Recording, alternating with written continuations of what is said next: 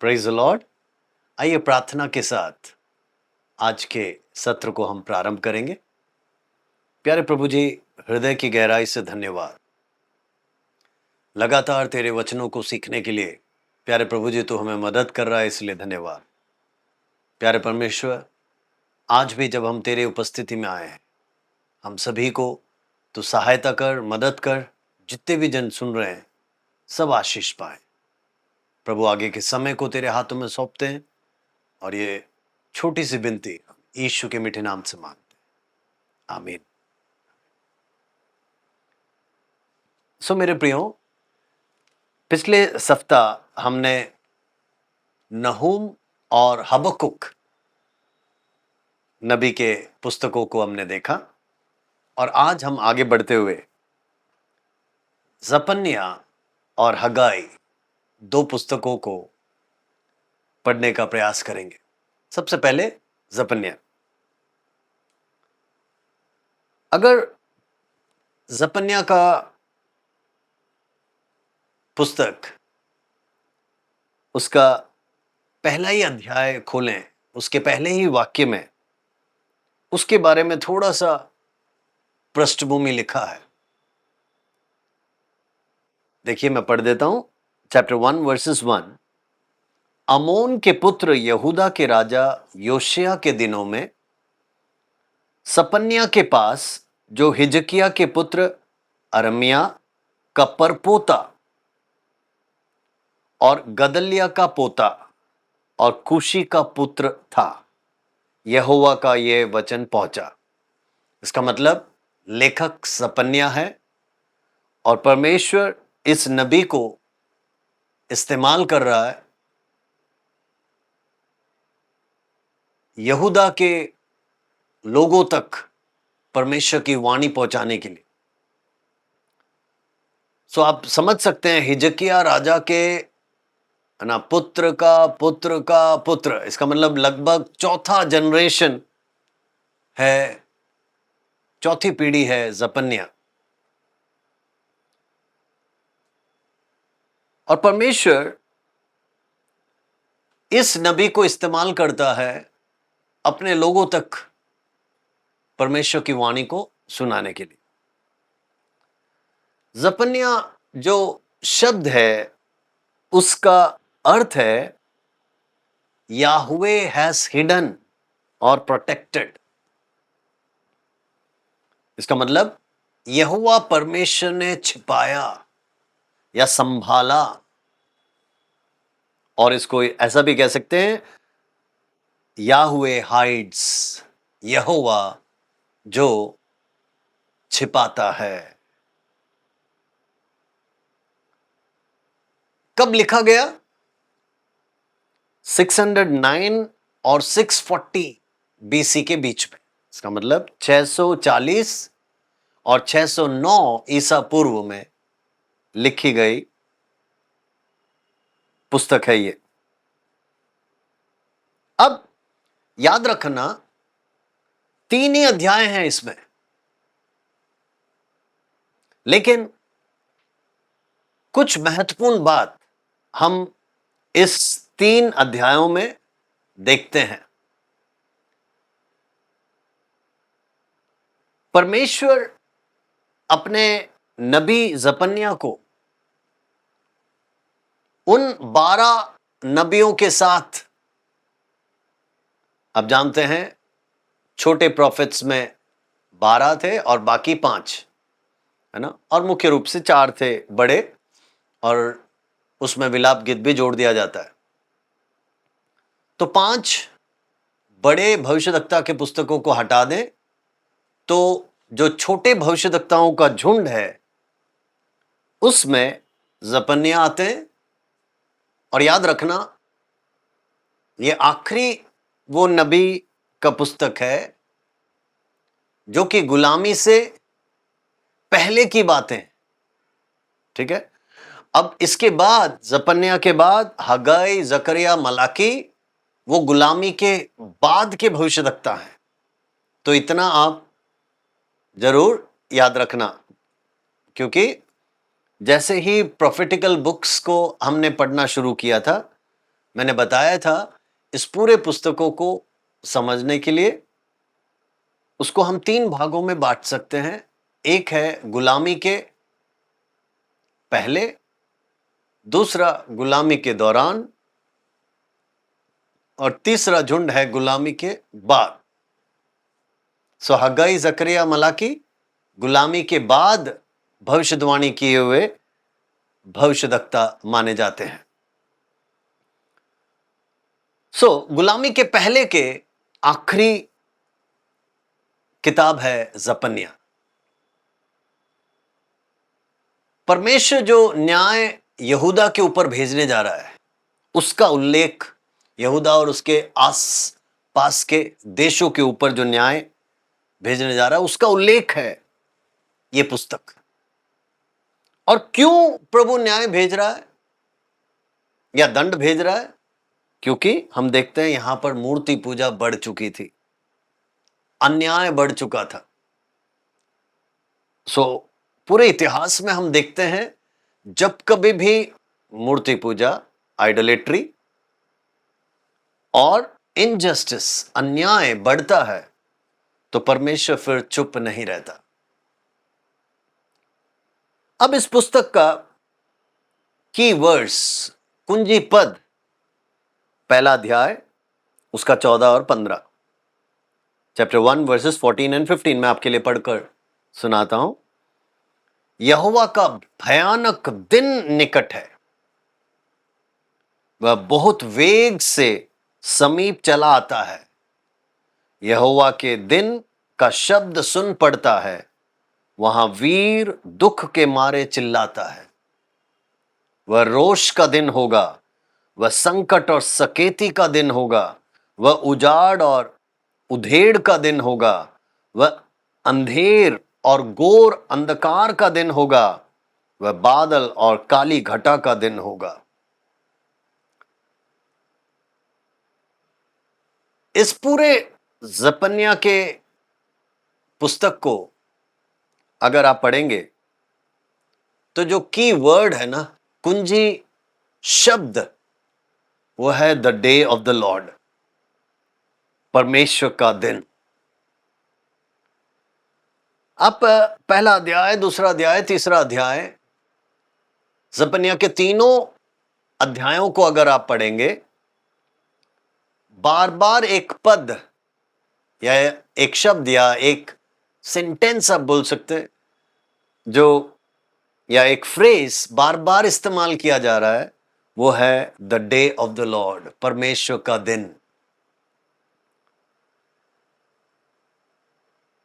आप पहला अध्याय उसका 7वां पद पढ़ोगे, वहां पर लिखा है the day of the Lord is near, परमेश्वर का वो दिन निकट है। 8वें पद में on the day of the Lord sacrifice, ठीक है, ऐसा लिखा है। लेकिन 9, 10 और कई जगह पे on that day, on that time, उस दिन, उस समय। और अभी जो हमने पढ़ा 14 और 15, वहां पर वो भयानक दिन बहुत शीघ्र आ रहा है, रोने और चिल्लाने का शब्द आ रहा है। और 15 पद, वो क्रोध का दिन होगा, है ना, रोष का, वो संकट का दिन होगा, वो सकेती का दिन, वो उजाड़ और उधेड़ का दिन, वो अंधेर और घोर अंधकार का दिन, वो बादल और काली घटा का दिन। इसका मतलब परमेश्वर ने जपन्या नबी को इस्तेमाल किया ताकि उसके लोगों को,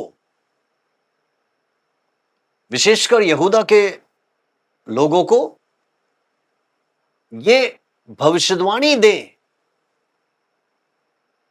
कि मन फिरा लो, अन्यथा परमेश्वर का दिन बहुत ही नजदीक है जब दंड बहुत ही भयानक होगा। परमेश्वर का दिन का सामना करना बहुत ही मुश्किल होगा। और ये बार बार उसका उल्लेख करके कहता है वो दिन बहुत ही नजदीक है। अब जब भी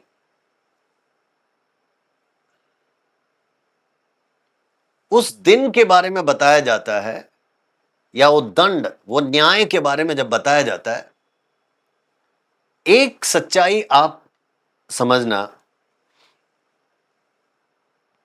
परमेश्वर अपने भक्तों को इस्तेमाल करके भविष्यवाणी क्यों देता है? ताकि हम उसमें से मन फिरा लें, उस गलत रास्ते से मुंह मोड़ लें। लेकिन कई बार हम नहीं करते। तो देखो आगे क्या लिखा है, यह भी मैं पढ़ाता हूं, समझाऊंगा। उसका पहला अध्याय 18वां पद।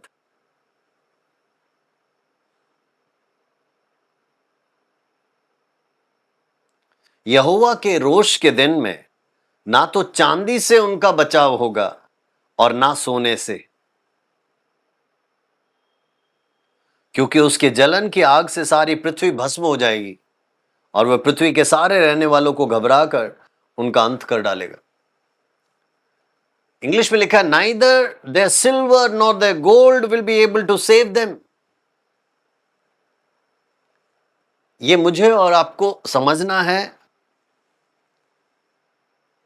कि हमारा पैसा, हमारा धन दौलत, हमारे मित्र, हमारा सामर्थ, कोई नेता,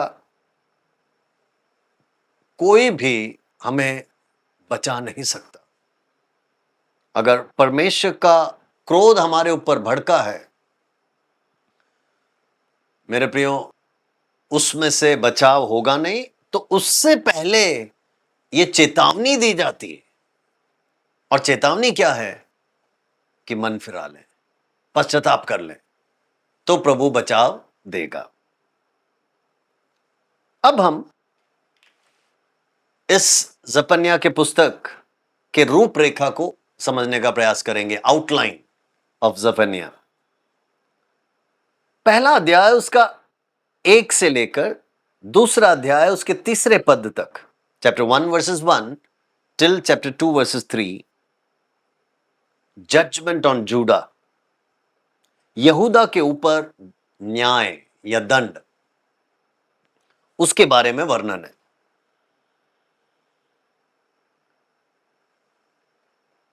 यहां पर एक चेतावनी है यहूदा के ऊपर और यहूदा में स्थित यरूशलेम के लिए कि तुम्हारे पाप बढ़ गए हैं, तुम्हारे दुष्टता बढ़ गए हैं, तुम्हारा मूर्ति पूजा बढ़ चुका है, तुम्हारा अन्याय बढ़ चुका है। तो निश्चय है तुम्हारे ऊपर परमेश्वर का क्रोध भड़केगा। वो दिन बहुत ही नजदीक है कि दंड तुम्हें मिलेगा। तो ये पहला भाग है। दूसरा भाग इस जजमेंट ऑन द नेशंस, बहुतेरे राष्ट्रों के ऊपर परमेश्वर का दंड ना, या न्याय। Chapter 2 versus 4 till chapter 3 versus 8। दूसरा अध्याय उसका 4 से लेकर तीसरा अध्याय उसका 8 तक। अब इस भाग को अगर आप पढ़ेंगे, मैं उसका दूसरा ही पद पढ़ता हूं। वहां पर देखो क्या लिखा है। इससे पहले कि दंड की आज्ञा पूरी हो और बचाव के दिन भूसी के नाई निकले, यहोवा का भड़कता हुआ क्रोध तुम पर आ पड़े, और यहोवा का क्रोध का दिन तुम पर आए, तुम इकट्ठे हो जाओ। ठीक है, बताया गया है कि क्रोध आएगा, राष्ट्रों के ऊपर आएगा। यहूदा के ऊपर आया, यरूशलेम के ऊपर आया, अब आस पड़ोस के राष्ट्रों के ऊपर आएगा। उससे पहले तुम पश्चाताप कर लो, या उससे पहले तुम नम्र हो जाओ। चैप्टर 2 वर्सेस 3 वहां पर लिखा है, पृथ्वी के सब नम्र लोगों, हे यहोवा के नियम के मानने वालों, उसको ढूंढते रहो धर्म से ढूंढो, नम्रता से ढूंढो, संभव है तुम यहोवा के क्रोध के दिन में शरण पाओगे। इसका मतलब परमेश्वर दंडित तो कर रहा है, परमेश्वर न्याय तो भेज रहा है, लेकिन जो नम्र लोग हैं, जो पश्चाताप करने को तैयार है, परमेश्वर उनको माफ करेगा। अब चैप्टर 2 वर्सेस 4 से लेकर चैप्टर 3 वर्सेस 8, 2 का 4 से लेकर 3 का 8 तक आप देखेंगे यहां पर फिलिस्तिया के ऊपर परमेश्वर का क्रोध या दंड, मोआब के ऊपर, अम्मोन के ऊपर, कूश के ऊपर, यरूशलेम, असीरिया, असूर के ऊपर परमेश्वर का दंड को यहां पर बताया जा रहा है। क्यों? क्योंकि उन्होंने आज्ञा का उल्लंघन किया। उनके गलत काम, उनके पाप के कारण परमेश्वर उन्हें तहस नहस कर देगा। एक पद अगर आप पढ़ेंगे, वहां पर देखो 12 और 13, 2 का 12 और 13, चैप्टर 2 वर्सेस 12 एंड 13। हे कुशियों, तुम पर भी परमेश्वर का, मेरी तलवार से तुम मारे जाओगे। You will be slain bye my sword. उसके बाद 13 में लिखा है, वो अपना हाथ उत्तर दिशा की ओर बढ़ाकर अशूर को नाश करेगा और नीनवे को उजाड़ कर जंगल के समान निर्जल कर देगा। He will destroy Assyria, leaving Nineveh utterly desolate. Okay, so यहां पर आपने देखा फिलिस्तिया, मोआब, अमोन, कूश, अशूर, है ना, और उसी की राजधानी नीनवे, यरूशलेम, ये सब के ऊपर परमेश्वर का दंड को बताया गया है। चैप्टर 3 वर्सेस 2 पढ़ेंगे तो वहां पर आप समझ जाएंगे। उसने मेरी नहीं सुनी, they did not obey my commands। उसने ताड़ना से भी नहीं माना, उसने यहोवा पर भरोसा नहीं रखा, वह अपने परमेश्वर के समीप नहीं आई। देखिए यहां जेरूशलेम के बारे में भी बताया है, she obeys no one, she accepts no correction, she does not trust in the Lord, she does not draw near to her God। तो देखो ऐसी अवस्था जब आती है तो परमेश्वर दंड भेजता है या न्याय करता है। उसके बाद आखिरी भाग है chapter 3 versus 9 till last versus 20। तीसरा अध्याय 9 से लेकर 20 तक, रेस्टोरेशन एंड होप। परमेश्वर सपन्या के द्वारा पुनः स्थापना का एक आशा का संदेश भेज रहा है। किसके लिए? उस छोटे से झुंड के लिए जो विश्वास योग्य है, फॉर द फेथफुल रेमेनेंट। परमेश्वर उनके लिए एक प्रॉमिस कर रहा है कि मैं तुम्हें भविष्य में रिस्टोर करूंगा, पुनः स्थापित करूंगा। एक आशा दे रहा है, एक अनुग्रह दे रहा है ना। इसका मतलब जो विश्वास योग्य हैं, परमेश्वर उनको बचाएगा, उन्हें फिर से ज्यों का त्यों करेगा। एक दो पद आपके लिए पढ़ता हूं। तीसरा अध्याय देखिए उसका 12, चैप्टर 3 वर्सेस 12। क्योंकि मैं तेरे बीच में दीन और कंगाल लोगों का एक दल बचाए रखूंगा और वह यहोवा के नाम की शरण लेंगे। उसके बाद 15, यहोवा ने तेरा दंड दूर कर दिया और तेरा शत्रु भी दूर किया गया है। इज़राइल का राजा यहोवा तेरे बीच में है, इसलिए तू फिर विपत्ति ना भोगेगी। So the third section talks about restoration and hope. तीसरा जो भाग है वो पुनः स्थापना और आशा के बारे में बताता है, जो तीसरे अध्याय उसका 9 से लेकर 20 तक हम पढ़ते हैं।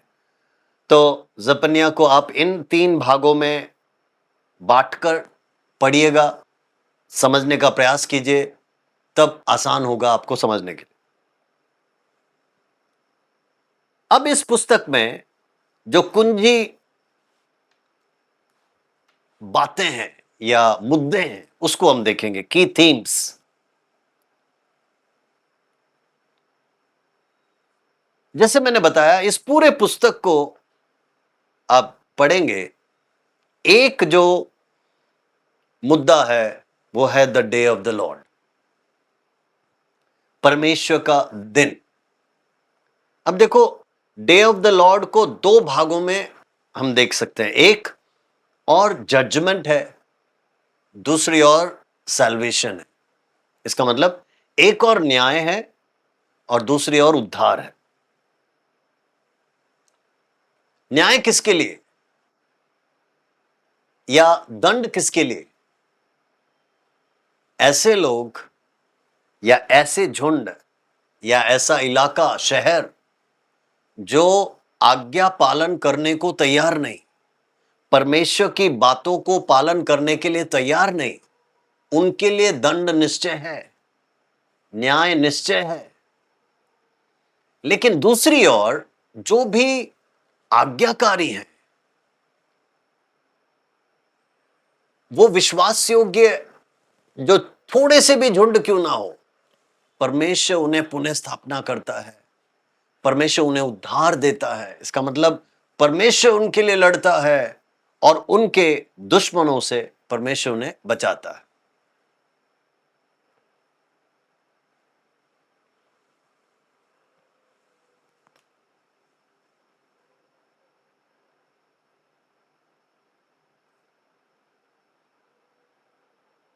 अभी जो हमने पढ़ा तीसरा अध्याय और उसका 15, वहां पर लिखा है, परमेश्वर ने तेरे दंड हटा दिए हे सियोन, गाना गा। 14वां पद, Israel shout aloud, be glad and rejoice with your heart O daughter Jerusalem.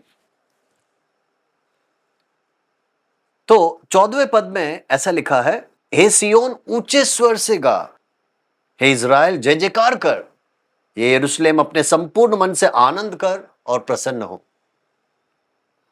इसका मतलब परमेश्वर के दिन में अन्यायियों को प्रभु दंडित करेगा, जो मूर्ति पूजक हैं, जो अनाज्ञाकारी हैं, उन्हें प्रभु दंड देगा, उनका न्याय होगा।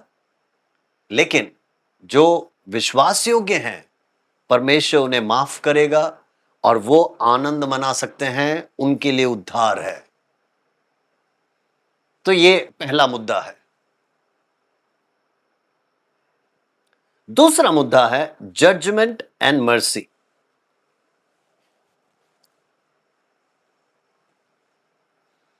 The book balances between warnings of judgment and promises of salvation. देखो, एक न्याय यहां पर बतलाया गया है कि असूर का न्याय होगा, निनवे, यरूशलेम, अम्मोन, मोआब, फिलिस्तिया, कूश।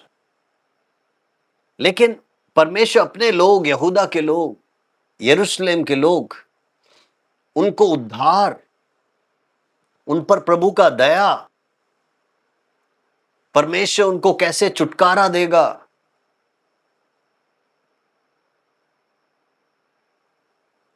परमेश्वर कैसे उनके लिए लड़ेगा, है ना? It shows the plan for redemption and restoration. इसका मतलब कैसे परमेश्वर आपको इकट्ठा कर कर आपको रिस्टोर करेगा। ये पद आप पढ़ें तो आपको समझ में आएगा, चैप्टर 3 वर्सेस 20। बहुत ही महत्वपूर्ण पद है ये जपन्या का। यहां पर देखो कहा गया है, उस समय मैं तुम्हें ले जाऊंगा और उसी समय मैं तुम्हें इकट्ठा करूंगा, जब मैं तुम्हारे सामने तुम्हारे बंधुओं को लौटा लाऊंगा, तब पृथ्वी की सारी जाति के बीच में तुम्हारी कीर्ति और प्रशंसा फैला दूंगा। यहोवा का यही वचन है। सो परमेश्वर यहां पर एक होप दे रहा है, एक आशा दे रहा है कि प्रभु दया दिखाएगा और परमेश्वर अपने लोगों को छुड़ाएगा और उनके लिए, है ना, फिर से एक नया रास्ता तैयार करेगा। दूसरा मुद्दा यह है। और तीसरा मुद्दा है यूनिवर्सल सॉवरेनिटी। इसका मतलब पूरे ब्रह्मांड का संप्रभुता यहां पर दर्शाया गया है। जपन्या बार बार बतलाता है कि इन सब देशों के ऊपर, केवल इज़राइल के ऊपर नहीं, यहूदा या यरूशलेम के ऊपर नहीं, पूरे राष्ट्रों के ऊपर, जितने भी देश हैं उन सब के ऊपर परमेश्वर का नियंत्रण है। हालेलुया। ये मुझे और आपको बार बार समझना है।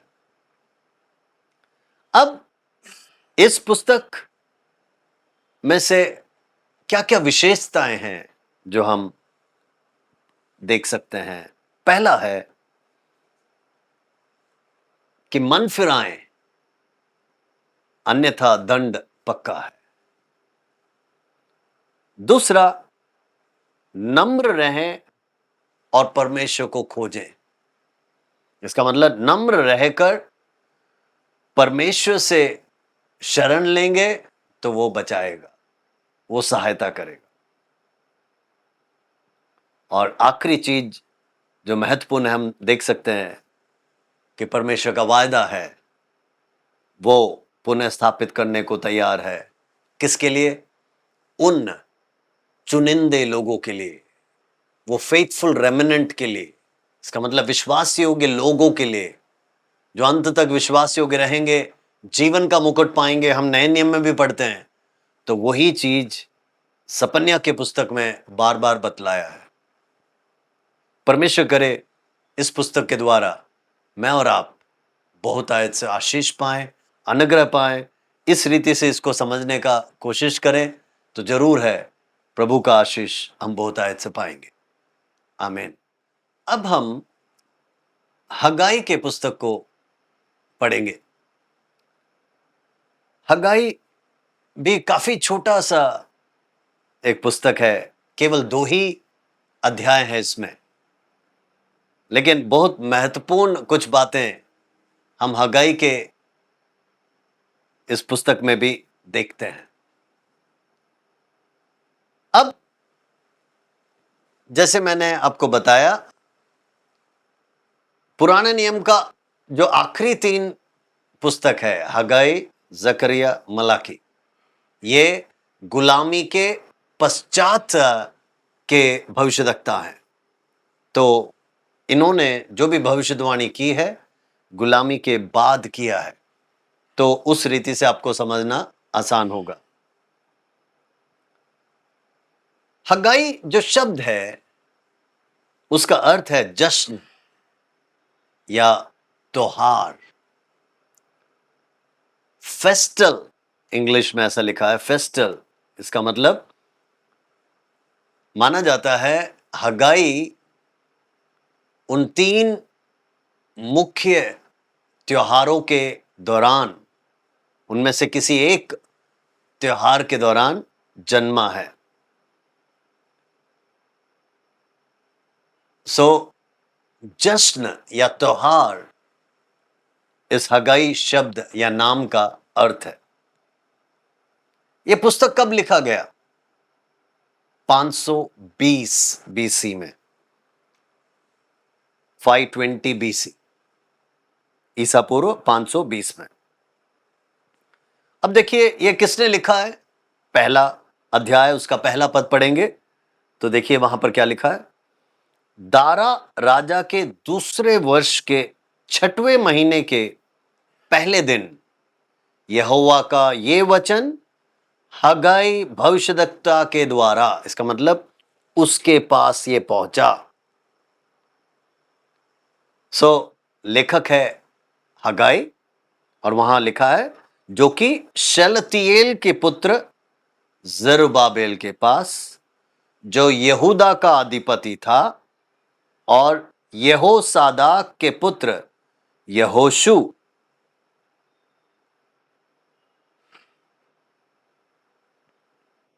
महायाजक के पास पहुंचा। In the second year of King Darius, on the first day of the 6th month, the word of the Lord came through prophet Haggai. हगाई भविष्यद्वक्ता को परमेश्वर ने चुना और उससे बातचीत की, और ये भविष्यवाणी जरुब्बाबेल जो कि शिलतियेल का पुत्र है, यहूदा का गवर्नर है, अधिपति, और जोसादाक जो कि यहोशू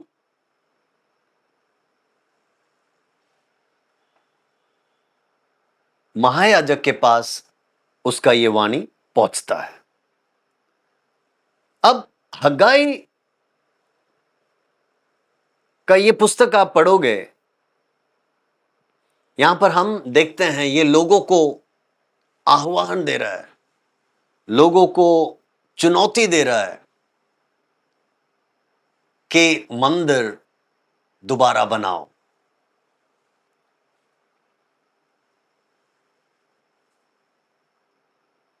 So Haggai is encouraging people or motivating people for the reconstruction of temple. अब आप जानते हैं शुरुआत से अगर देखें तो मंदिरों के बारे में हम पढ़ते हैं। एक रीति से मैं कहूं संक्षिप्त में तो पहला मंदिर माना जाता है स्वर्गीय मंदिर, द हेवनली टेम्पल, जहां पिता परमेश्वर, पुत्र परमेश्वर और पवित्र आत्मा परमेश्वर हर हमेशा वास करते हैं। अब उसी का प्रतिबिंब या उसी का फोटोटाइप या जेरोक्स कॉपी पृथ्वी पर लाया गया तो वो दूसरा टेम्पल माना जाता है, वो है एदन वाटिका।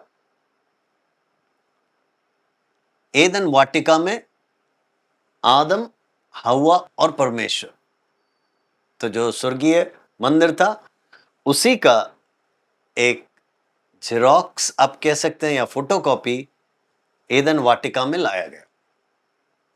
और उसके पश्चात हम देखते हैं परमेश्वर ने मूसा से कहा एक मिलाप वाला तंबू बनाओ ना, जिसके अंदर 3 भाग होंगे, एक बाहरी आंगन, दूसरा पवित्र स्थान और तीसरा अति पवित्र स्थान। और उसके पश्चात हम देखते हैं दाऊद बनाना चाहता था लेकिन परमेश्वर ने कहा तू नहीं बना सकता, तो उसके पुत्र सुलेमान के द्वारा परमेश्वर ने एक भव्य मंदिर बनवाया, जिसका उल्लेख, जिसका जानकारी और विवरण बहुत ज्यादा दिया है, क्योंकि उतना समय लेकर बनाया, सालों साल लगे उसको बनाने में और काफी खूबसूरत उसको बनाया था। लेकिन हम देखते हैं उस मंदिर को तोड़ दिया गया, गुलामी में चले गए, अब वो मंदिर तहस नहस हो गया, सब कुछ टूट गया। तो परमेश्वर अब हगाई नबी को इस्तेमाल करता है एक जागृति के लिए, है ना, एक रिवाइवल के लिए। और परमेश्वर उससे, परमेश्वर की वाणी को हगाई से वो जरुब्बाबेल तक, जो यहूदा का अधिपति था, और यहोशू महायाजक तक पहुंचाया। और फिर उसने कहा, लोग कहते हैं यहोवा के भवन का समय नहीं आया, लेकिन उसने कहा नो,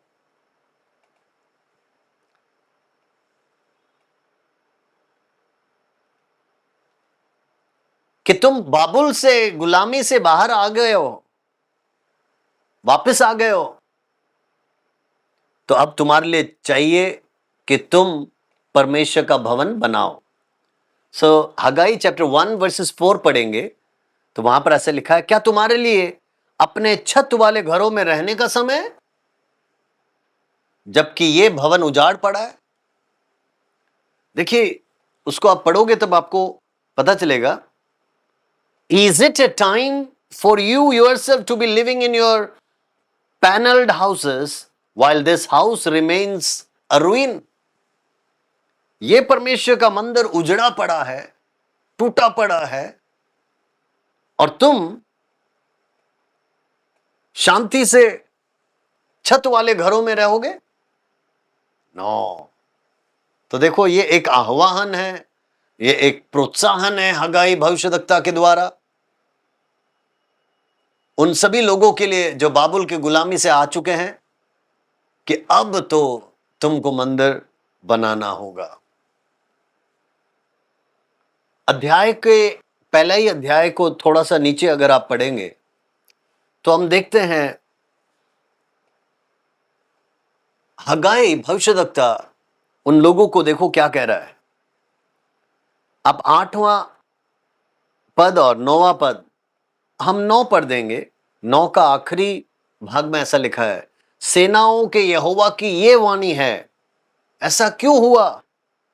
क्या इसलिए नहीं कि मेरा भवन उजाड़ पड़ा है और तुम में से प्रत्येक अपने अपने घर को दौड़ा चले जाते हैं। इसका मतलब वो कुछ कुछ बातें कह रहा है। वर्स 6 में कह रहा है, तुमने बोया परंतु थोड़ा काटा, तुम खाते हो पेट नहीं भरता, तुम पीते हो प्यास नहीं बुझती। Verse 6 explains it very well. तुम कपड़े पहनते हो लेकिन गर्माते नहीं, तुम मजदूरी कमाते हो लेकिन वो कमाई छेद वाले थैली में रखा जैसा है। सोच के देखिए, he is explaining that you are working hard but you are not gaining anything. तुम बहुत कोशिशें कर रहे हो लेकिन कुछ फायदा नहीं हो रहा है, मेहनत कर रहे हो लेकिन प्रतिफल नहीं मिल रहा।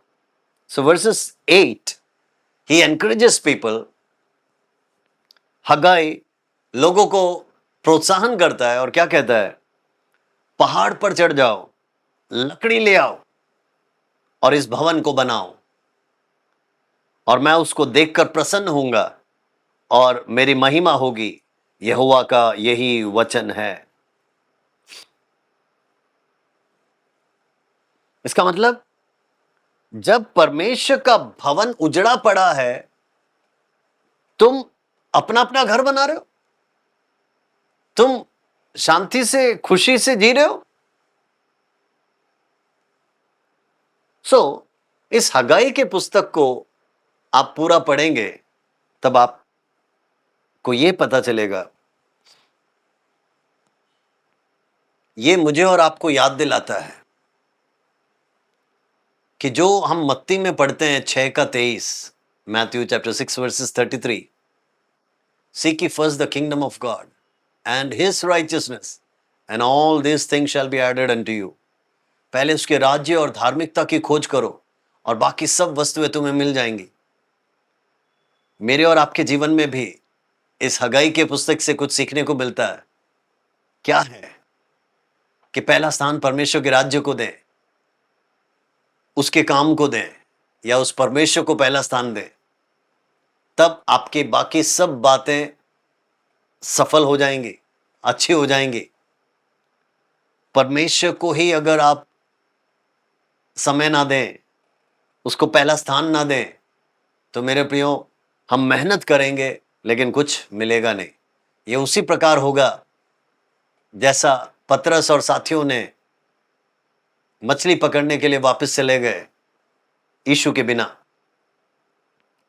और अगले दिन यीशु प्रकट होता है और पूछता है, मित्रों खाने के लिए कुछ लेके आओ। उन्होंने कहा, रात भर हमने मेहनत किया, कुछ नहीं मिला। तो इसका मतलब है हमारा भी हालत ऐसा होगा यीशु के बिना, कि हम यीशु के बिना कुछ भी कर लें, कितना भी मेहनत कर लें, लेकिन कोई फायदा नहीं होगा। जो भी हम कमा रहे हैं ना, वो बहता जाएगा, क्योंकि यहां पर अभी हमने पढ़ा, वो ऐसे थैली में होगा जिसमें छेद हो। तुम डाल रहे हो लेकिन उस छेद में से सब गिर रहा है।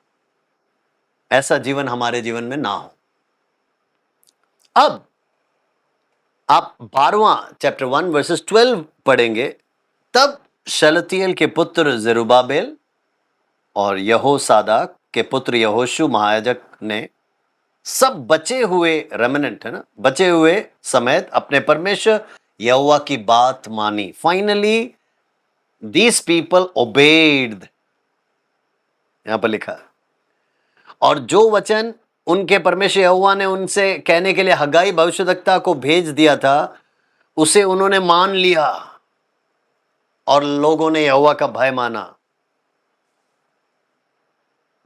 They obeyed the voice of the Lord and the message which prophet Haggai gave them.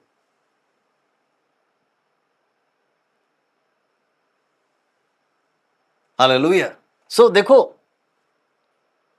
अगर भविष्यवाणी हम सुनने को तैयार हैं, पालन करने को तैयार हैं, तो अनुग्रह हमारे लिए है, तो आशीष हमारे ऊपर है। तब देखो इन्होंने क्या कहा, versus 14।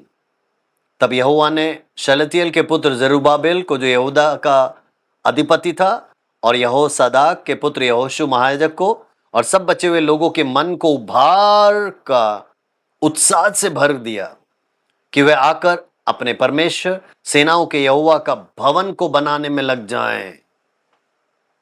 So they encouraged and stirred up everyone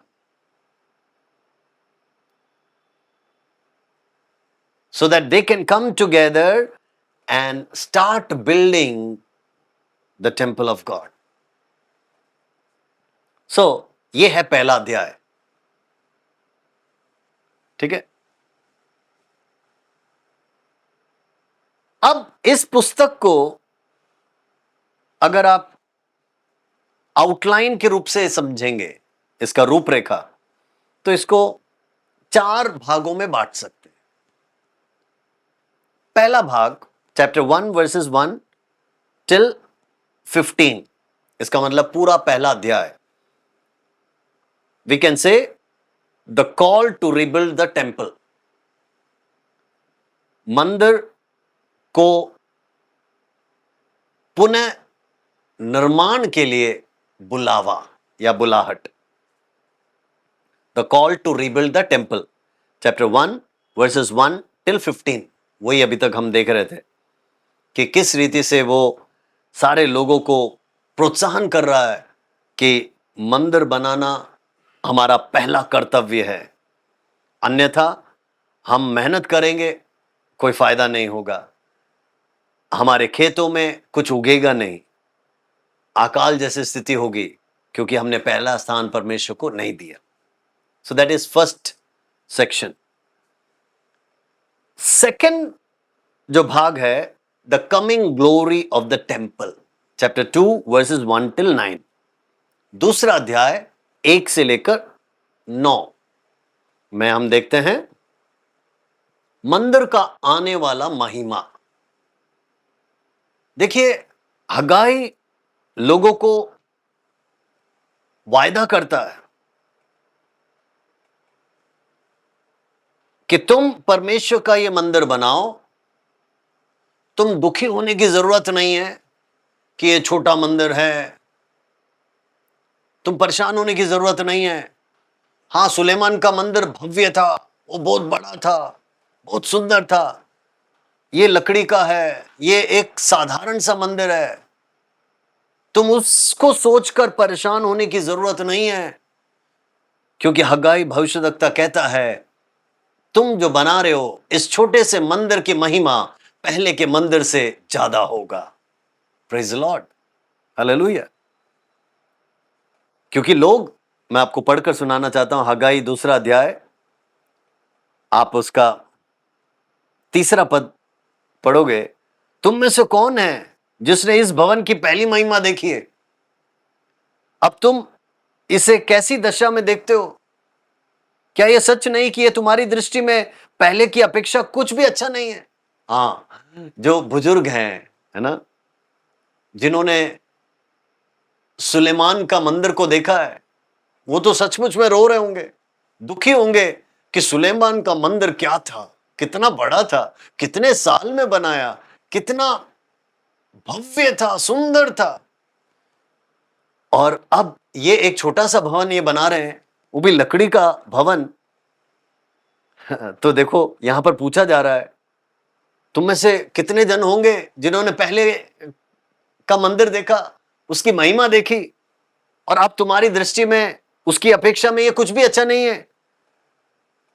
तब भी देखो, हग्गाई कहता है यहोवा की ये वाणी है, हियाव बांध, मैं तुम्हारे संग हूं। और देखिए क्या बताता है वर्सेस 8 और 9, चांदी तो मेरी है, सोना भी मेरी है, यहोवा का ये वाणी है, इस भवन की पिछली महिमा इसकी पहली महिमा से बड़ी होगी। सेनाओं का यहोवा का यही वचन है, और इस स्थान में मैं शांति दूंगा, यहोवा का ये वाणी है। देखो, the silver is mine, the gold is mine, declares the Lord almighty. The glory of this present house will be greater than the glory of the former house. And in this place I will grant you peace. Hallelujah. तो देखो 2 अध्याय 1 से 9 तक इस मंदिर के आने वाली महिमा के बारे में बताया है। 3rd section, chapter 2, verses 10 to 19, 2 अध्याय उसका 10 से लेकर 19 तक। इस भाग में ब्लेसिंग फॉर ओबीडियंस, आज्ञा पालन करोगे तो क्या क्या आशीषें मिलेगी, क्या क्या अनुग्रह मिलेगा, वो यहां पर बतलाया गया है। इसका मतलब हमने पहले अध्याय में भी देखा, उन्होंने आज्ञा पालन नहीं किया, पाप में ही थे, तो देखो उनकी खेती में पैदावार नहीं हो रहा था, उनको आशीषें नहीं मिल रही थी, पाप के कारण उनका अनुग्रह छिन गया था। लेकिन अब क्योंकि वो मन फिरा रहे हैं, अब क्योंकि वो आज्ञा का पालन कर रहे हैं, तो परमेश्वर उन्हें अपना ब्लेसिंग, अपना अनुग्रह उनके ऊपर उंडेल रहा है। That is the 3rd section.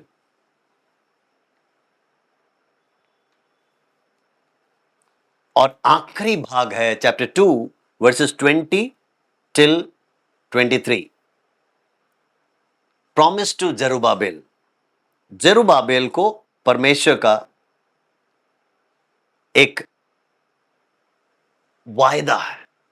क्या है, मैं पढ़कर सुनाता हूं। हग्गाई 2 अध्याय उसका 20 से लेकर नीचे। उसी महीने के 24वें दिन को दूसरी बार यहोवा का वचन हग्गाई के पास पहुंचा। यहूदा के अधिपति जरुब्बाबेल से यूं कहे, मैं आकाश और पृथ्वी दोनों को कंपाऊंगा, और मैं राज्य राज्य की गद्दी को उलट दूंगा। मैं अन्य जातियों के राज्य राज्य को बल तोड़ूंगा, और रथों के चढ़वैयों समेत उलट दूंगा। घोड़ों समेत सवार एक दूसरे की तलवार से गिरेंगे। यहोवा की ये वाणी है, उस दिन हे शलतियेल के पुत्र, मेरे दास जरुब्बाबेल, मैं तुझे लेकर अंगूठी के समान रखूंगा। यहोवा की ये वाणी है, क्योंकि मैंने तुझी को चुन लिया है, यहोवा यूं कहता है ना। इसका मतलब एक वायदा परमेश्वर हगाई के द्वारा जरुब्बाबेल को दिया जा रहा है ना। क्या है? एक अंगूठी के समान मैं रखूंगा। इसका मतलब क्या है? दाऊद के उस पीढ़ी में से, है ना, मैं एक को खड़ा करूंगा जिसके द्वारा मेरा राज्य स्थापित होगा। तो ये एक वायदा हगाई के द्वारा जरुब्बाबेल को दिया जा रहा है। अब देखो, इन चार रीति से अगर आप इस हगाई के पुस्तक को, इसके रूपरेखा को समझ गए, तो इस पुस्तक को समझना आपके लिए आसान हो जाता है।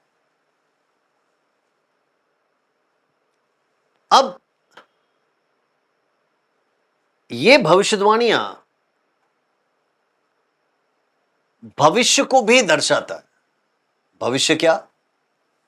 भविष्य है कि जो सिद्ध मंदिर है वो है यीशु मसीह। ठीक है?